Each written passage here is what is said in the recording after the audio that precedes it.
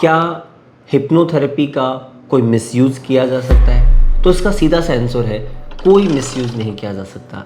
ये सोसाइटी में या हमारे परिवार में फैले हुए कुछ मिथ हैं, कुछ झूठी बातें हैं जो ज़्यादा प्रचार कर दी गई है, फैला दी गई है कि इस साइंस से आप किसी का कुछ भी कर सकते हैं। देखिए, किसी का कुछ भी नहीं कर सकते, आप जो चाहते हैं वो किया जा सकता है।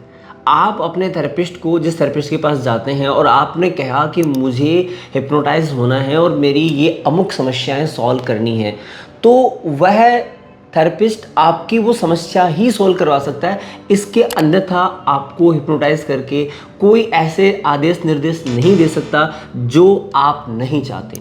सिंपल और सिंपल शब्दों में इसका आंसर है।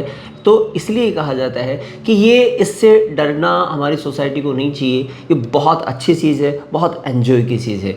और ये मान के चलिए कि जो बाहर के देश हैं, भारत की स्थिति को छोड़ दें तो बाहर के देशों के अंदर मेडिकल ट्रीटमेंट के लिए, उनकी साइकोलॉजिकल ट्रीटमेंट के लिए, फैमिली इश्यूज़ के सॉल्यूशन के लिए, स्टूडेंट्स की अपने स्टडी के लिए, ईच एंड एवरीथिंग, हर किसी फील्ड में हिप्नोसिस का उपयोग किया जाता है। और आपको जानकर बड़ी खुशी होगी, ये मेरा रिसर्च है, मेरा अध्ययन है और अच्छे अच्छे हिप्नोटिस्ट मानते हैं इस बात को कि ये जो साइंस है इसका ओरिजिन भारत से ही हुआ है।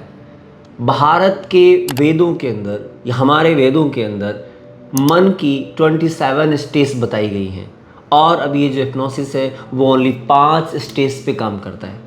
आप सोचिए, यदि 27 स्टेज का स्टडी करके आपके लिए, आपके व्यवहार के लिए, आपके जीवन के लिए, आपकी प्रोग्रेस के लिए यदि इनका इस्तेमाल किया जाता तो कितना अच्छा होता। आपको एक दूसरी बात और जानकर खुशी होगी कि हमारे प्राचीन ऋषि मुनि, भारत के प्राचीन ऋषि मुनि इस थेरेपी का बहुत अच्छे से उपयोग किया करते थे, या कह लीजिए कि वो बहुत अच्छे तरीके से जानते थे।